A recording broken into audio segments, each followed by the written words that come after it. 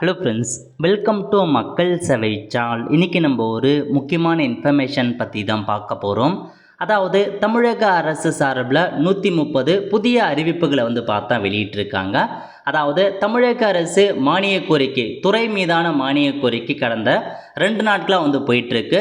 So நேற்றும் இன்றைக்கும் கிட்டத்தட்ட ஒரு 4 துறை மீதான மானிய கோரிக்கை போட்டிருக்கு. அதில் பல்வேறு வகையான புதிய அறிவிப்புகளை கொடுத்துருக்காங்க. அதில் இருக்க முக்கிய அறிவிப்புகள் என்ன, அதை பற்றின மொத்த இன்ஃபர்மேஷன் தான் இந்த வீடியோ பார்க்க போகிறோம். இந்த வீடியோ ஸ்கிப் பண்ணாமல் ஃபுல்லாக பாருங்கள். அது மட்டும் அல்ல, இந்த வீடியோ நிறைய பேருக்கு ஷேர் பண்ணுங்கள். ஓகே, ஃபஸ்ட்டு வருவாய் மற்றும் பேரிடர் மேலாண்மை துறை மீதான மானிய கோரிக்கை இன்றைக்கி நடைபெற்றது. அதில் பல்வேறு முக்கிய அறிவிப்பு வெளியிட்டிருக்காங்க.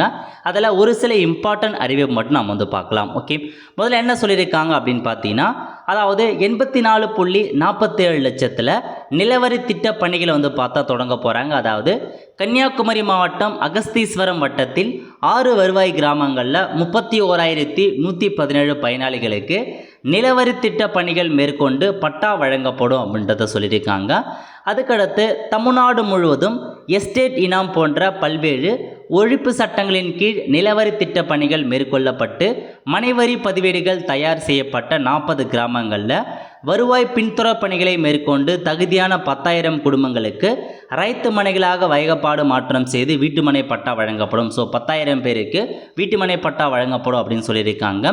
நெக்ஸ்ட்டு கலைஞர் கனவு இல்லம் திட்டத்தின் கீழ் வீட்டுமனை இல்லாத தகுதி வாய்ந்த பயனாளிகளுக்கு அந்தந்த மாவட்டத்தில் உள்ள பூமிதான நிலங்களில் தகுதியான நிலங்களை தேர்வு செய்து பூமிதான எக்ஸங் சட்ட விதிப்படி இலவசமாக வீட்டுமனை விநியோக பத்திரம் வழங்கப்படும் அப்படின்னு சொல்லியிருக்காங்க.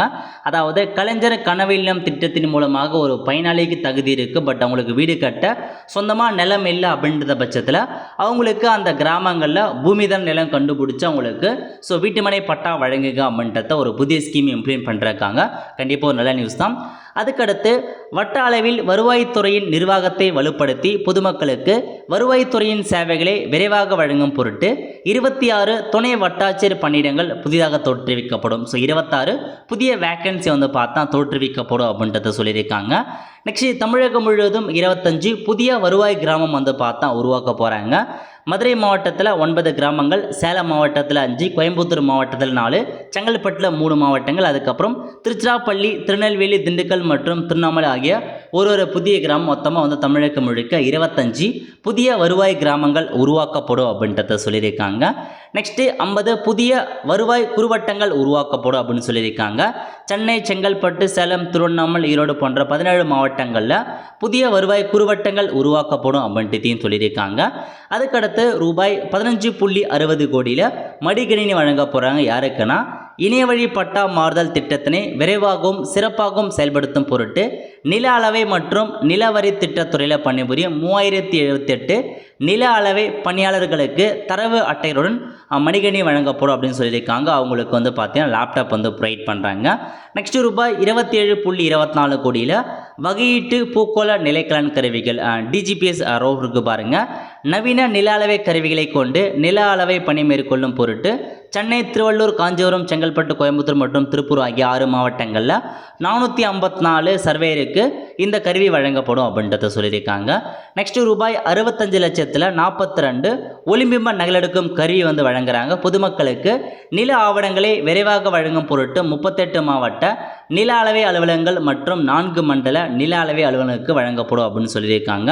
அதுக்கடுத்து என்ன சொல்லியிருக்காங்க அப்படின்னு பார்த்தீங்கன்னா 8 கோடியில் காம்பாக்டர் கொடுக்க போகிறோம். அதாவது 80 வட்டாட்சியர் அலுவலகங்களில் உள்ள நில ஆவணங்களையும் கோப்புகளையும் பாதுகாப்பாக வைத்து பராமரிக்கும் பொருட்டு தலா ரூபாய் 10 லட்சத்தில் நிறுவப்படும் அப்படின்னு சொல்லியிருக்காங்க. ஸோ டாக்குமெண்ட்ஸ் எல்லாமே சேஃபாக இருப்பதற்காக காம்பாக்டர் உருவாக்கப்படும் அப்படின்னு சொல்லியிருக்காங்க.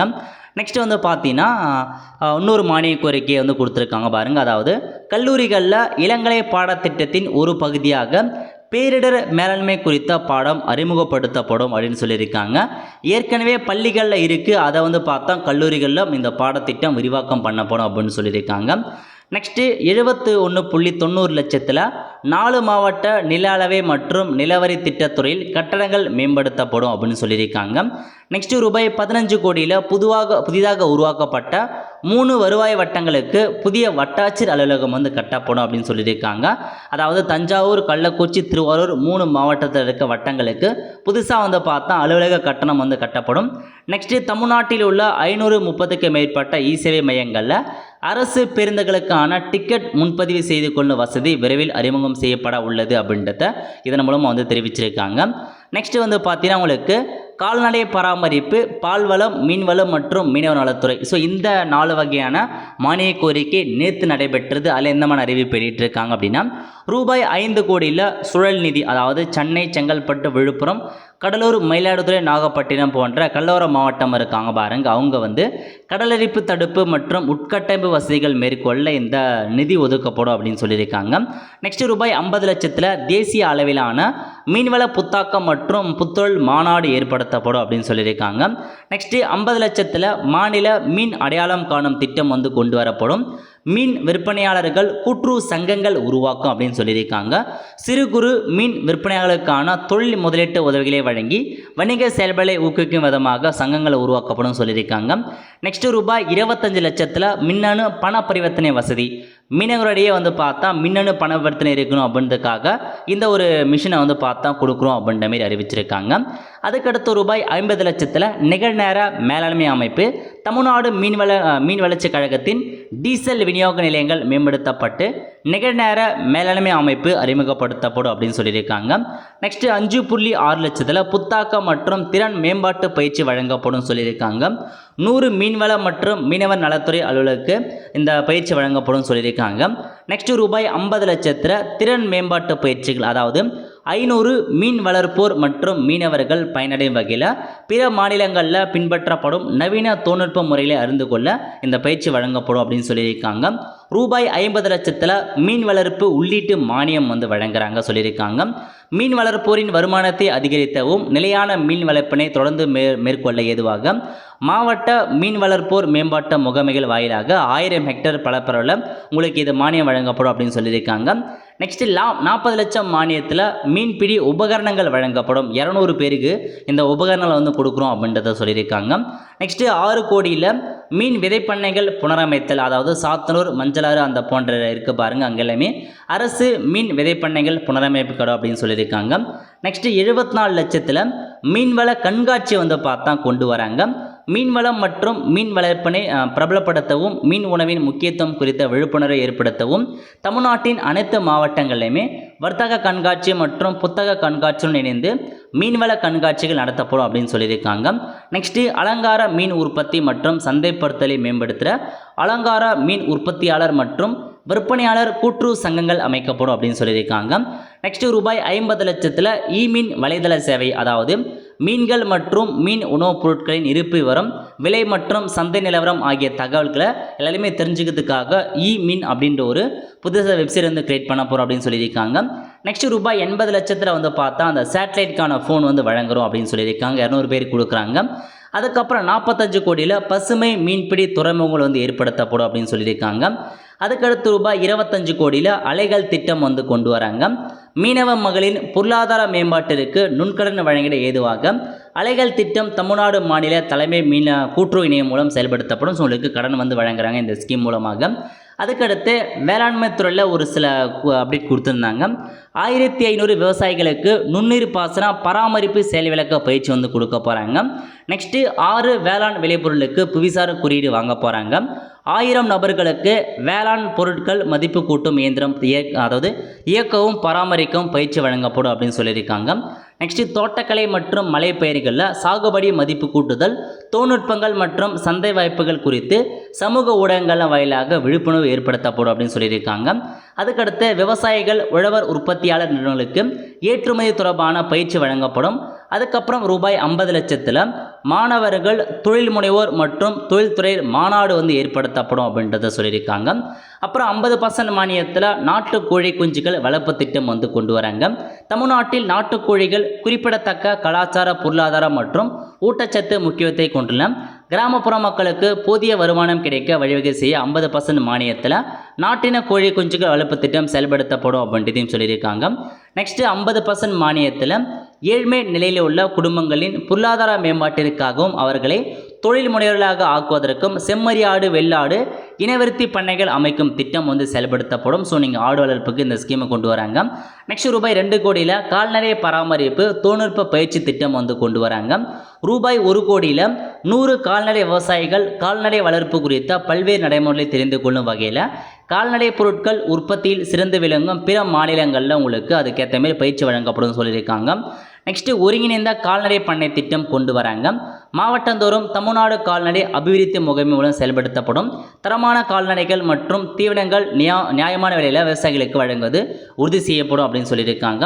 நெக்ஸ்ட்டு ரூபாய் 50 லட்சத்தில் கால்நடை வளர்ப்பு தொழில் முனைவோருக்கான ஆலோசனை மையம். ஸோ உங்களுக்கு கால்நடை வளர்ப்பு தொழில் முனைவராக எப்படி நீங்கள் மாறலாம் அதுக்கான பயிற்சி வழங்கப்படும் அப்படின்னு சொல்லியிருக்காங்க. ஆதரவற்ற மற்றும் கைவிடப்பட்ட கால்நடைகளுக்கான கொள்கை வழங்கும் அப்படின்னு சொல்லியிருக்காங்க. நெக்ஸ்ட் ரூபாய் 5 கோடியில் வள்ளலார் பல்லுயிர் காப்பங்கள் திட்டம் கொண்டு வரும்.